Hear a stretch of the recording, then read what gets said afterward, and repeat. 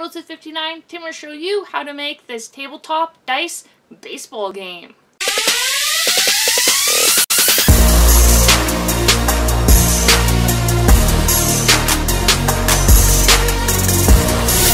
For this project, I am using a scrap piece of 3/4 inch maple plywood.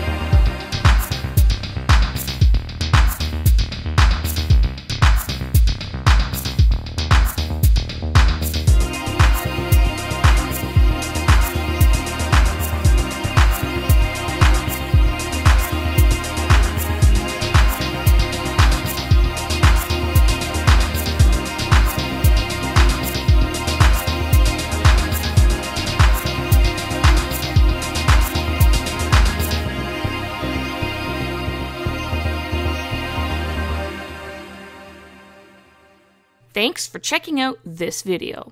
All links are in the description below for this video. Definitely subscribe for more videos just like this.